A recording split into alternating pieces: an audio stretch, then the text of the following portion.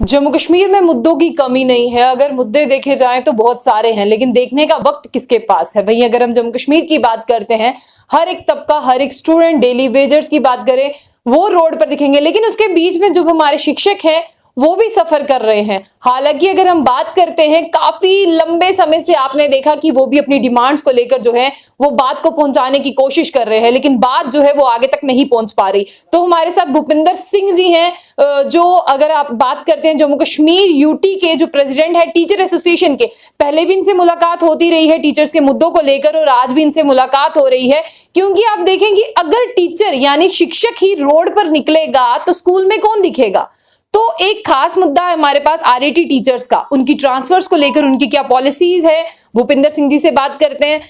Sir, पहले तो आपका बहुत स्वागत है कि आप जो है वो शिक्षक के मुद्दे पर बात करने वाले हैं, लेकिन आप बताइए कि अगर हमारे शिक्षक रोड पर आ जाएंगे अपनी डिमांड्स को, तो फिर क्लासरूम में कौन दिखेगा। आपका बहुत बहुत धन्यवाद। सबसे पहले देखिए, शिक्षक जो होता है कौम का निर्माण करने वाला, वो कभी नहीं चाहता कि हम लोग सड़कों में आए, क्योंकि हम एक समाज को एक दिशा देने वाले लोग हैं। और दूसरी चीज मैं जो समझता हूं, जहां तक मेरी सोच है, शिक्षक बनना बहुत बड़ी बात है, क्योंकि शिक्षक समाज को बनाता है, दूसरा कोई डिपार्टमेंट उनको नहीं बनाता है। लेकिन शिक्षक को जब जानबूझ के उसको फोर्सली मजबूर किया जाएगा, बार बार बार बार बार बार, अगर आप भी किसी को बार बार अगर आप किसी को गाली निकालोगे, उसको मारोगे, बार बार बार बार तंग करोगे, तो नेचुरली वो एक दिन फोर्सली वो भी कुछ ना कुछ करेगा। तो इसी तरह सरकारों ने टीचर्स के साथ, जम्मू कश्मीर में खास करके आरटीज के साथ जब से हम लोग लगे हैं, तब से ही सरकारों ने हमें एक रास्ता दिया कि आप लोग सड़कों में ही प्रोटेस्ट करो, सड़कों में वेतन मांगो, सड़कों में अपनी ट्रांसफर पॉलिसी मांगो। और मैं आपको बात बताऊं, 5 साल पूरा होने के बाद उस समय की सरकार ने, जो उमर अब्दुल्ला साहब की क़यादत में चल रही थी, उनका कैबिनेट डिसीजन हुआ कि 5 साल आरएटी पूरा करने के बाद ये जनरल लाइन टीचर है। पॉलिसी बनाई किसने? सरकारों ने। आरएटी लगाए किसने? सरकारों ने। आरएटी रेगुलाइज किसने किए? सरकारों ने। हमने तो खुद अपने आर्डर पे साइन नहीं किए। अगर सरकारों ने पॉलिसी बनाई, सरकारों ने रेगुलाइज किया, अब कैसे उसको दूसरी सरकारें कह रही है कि ये जी कैबिनेट डिसीजन ठीक नहीं है, ये जी जनरल लाइन टीचर नहीं है।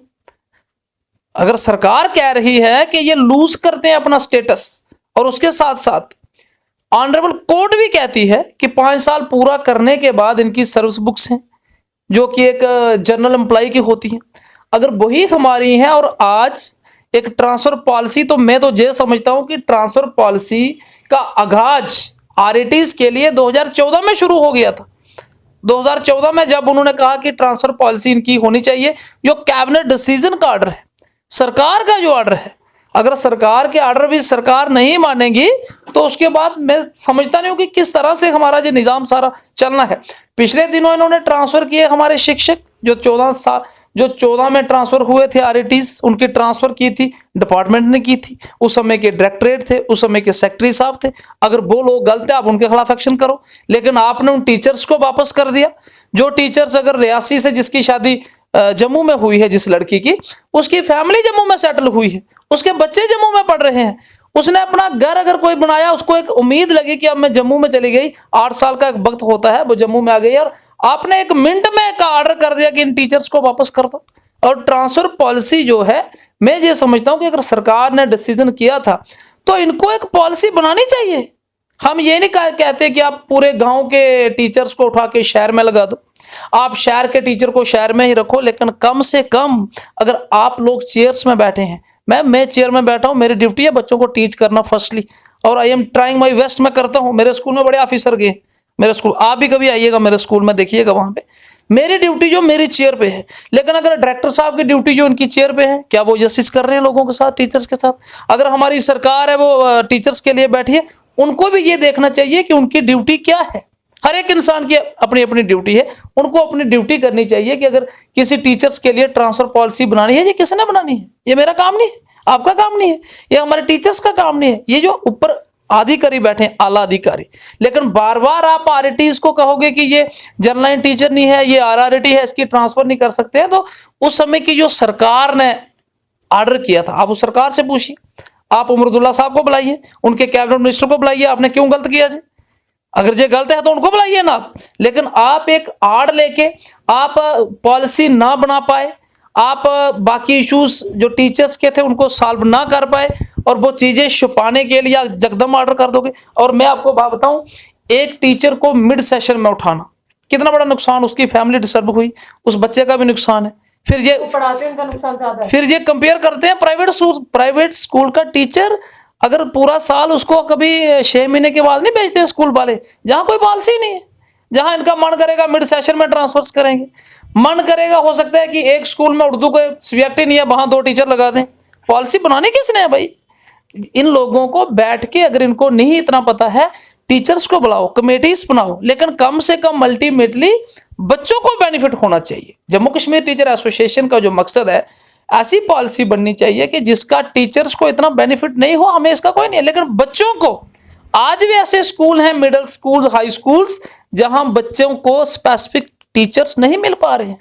साइंस का टीचर नहीं है हाई स्कूल्स में, मैथ्स के टीचर नहीं है, और कौन पढ़ा रहा है? आरईटी लोग पढ़ा रहे हैं। ऐसे में उनकी पढ़ाई का तो लैक है, लेकिन स्पेसिफिक अगर सब्जेक्ट के टीचर्स होना वो बहुत जरूरी है, ताकि बच्चे का जो कॉन्फिडेंस है वो भी बूस्ट हो और उसके साथ जो उसके बेसिक नॉलेज है वो भी इंक्रीज हो। लेकिन अगर हम देखें कि यहाँ पर बहुत सारे लूप होल्स हैं, कभी आपने देखा कि क्रॉस चेक हो रहा है स्पेसिफिक सब्जेक्ट्स के लिए कि टीचर्स नहीं है? देखिए, स्पेसिफिक सब्जेक्ट जो टीचर्स है ना, सारा कुछ है इनके पास, सिर्फ इनको सिस्टम को एक्टिवेट करना नहीं आ रहा है। इस समय प्राइमरी स्कूल में एमएससी टीचर्स हैं। प्राइमरी स्कूल में क्या करना भाई एमएससी टीचर? आप उसको हाई सेकेंडरी में लगाओ। और मैम, हमारे लोग इन्होंने लगाया आरईटी। अगर ये कहते हैं कि आरईटी के लिए ट्रांसफर पॉलिसी नहीं बनानी है, फिर आप हमारे लोगों को अटैच क्यों करते हो? जो स्कूल बंद होता है उसको आरईटी खोल रहा है। आप कभी देहाती इलाकों में जाना, पता करना, कभी किसी सीईओ, जेडीओ या डायरेक्टर का इंटरव्यू लेना, इनको पूछना कि कितने आरईटी लोग आपने अटैच किए। अगर आप ट्रांसफर नहीं कर सकते हो, फिर आप अटैच क्यों करते हो? जो स्कूल बंद होता है वहां आरईटी लगा दो। जो क्लास में बच्चे सफर होते हैं कि जहां की मैथ्स का टीचर नहीं है, जहां साइंस का टीचर नहीं है, आरईटी को लगा दो।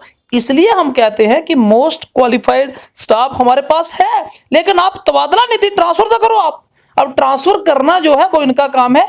और मुझे लगता है कि आने वाले दिनों में अगर इन्होंने कोई ठोस नीति नहीं बनाई, तो आने वाले दिनों में ठोस ट्रांसफर नीति को लेकर सिर्फ हमारा संगठन नहीं, एजुकेशन सेक्टर के अंदर जो संगठन है, हमारी उनसे भी बातचीत चल रही है। हम चाहते हैं कि सारे इकट्ठे होकर प्रोटेस्ट हम इसके लिए नहीं करेंगे हमें बेनिफिट हो। आप मुझे उधमपुर से लगा के डोडा में लगा दो, लेकिन कम से कम बच्चों को बेनिफिट करवाएं।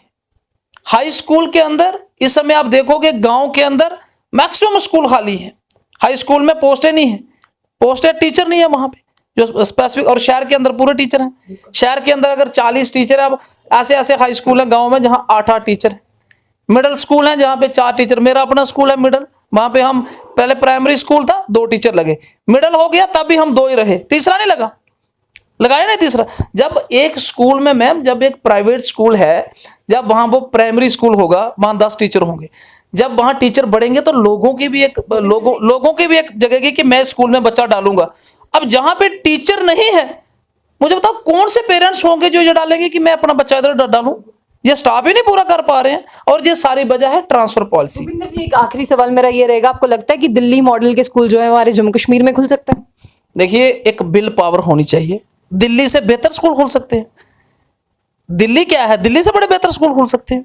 एक बिल पावर, एक शक्ति होनी चाहिए अंदर, एक काम करने की क्षमता होनी चाहिए, काम करने की सोच होनी चाहिए, विजन होना चाहिए। कुछ भी हो सकता है। और हमारे जम्मू कश्मीर में पैसे की कोई कमी नहीं है, और all the teachers are well qualified, सारे पढ़े लिखे, लेकिन सिर्फ सिस्टम को चैनलाइज करना है। आज एक टीचर को टीचिंग के अलावा 10 ड्यूटीज में लगा दिया गया है। आप क्यों लगाते हो उसको? प्राइवेट स्कूल का टीचर का ही नहीं लगता है। हमारा टीचर चावल नहीं है जी, चावल उठाने भेजो इसको। बीएलओ सर्वे करना है जी, हमारा टीचर लगा दो। कोरोना में भी देखना, हमारे टीचर इंजेक्शन भी लगा रहे थे, सैंपल भी ले रहे थे। ये हमारा काम नहीं है। We are teachers, we are not, हम कोई हेल्थ के एम्प्लॉई है। लेकिन हम एक, मैंने आपको पहले कहा, हमें गर्व होता है कि शिक्षक होने पर। लेकिन ये जो समस्याएं हैं, अगर इनको इन्होंने नहीं सुधारा, ये निजाम ऐसा चलेगा। और आप कह रहे दिल्ली मॉडल, मुझे लगता नहीं है कि जहां पे कोई ऐसी तैयारी है इसकी जम्मू कश्मीर में, क्योंकि जिस तरह से ये सिस्टम चल रहा है, टीचर्स को मुझे लगता है सबसे पहले इनको टीचर्स को पूरी ड्यूटी से अलग कर देना चाहिए, नॉन टीचिंग से एग्जम्प्ट करके सिर्फ टीचिंग की तरफ। दूसरी, आरईटीज के लिए ट्रांसफर पॉलिसी एटीडी जो है जनरल उसी में इनको शामिल करना चाहिए और ऐसे ही बनाएं कि गांव के लोगों को ये गांव में रखें, शहर में नहीं लाएं। हम नहीं कहते आप सभी को जम्मू लाओ, सभी को कठुआ के म्युनिसिपल में लाओ, उधमपुर के लाओ, रियासी के लाओ, आप गांव में उसको रखें, लेकिन कम से कम एक टीचर एक स्कूल से खिले। 2000 में आरईटी स्कीम लगी और 2022 चल रहा है, एक टीचर को एक स्कूल में 22 साल हो गए हैं। फिर ये कहते हैं कि change is the law of nature. वो किसके लिए है?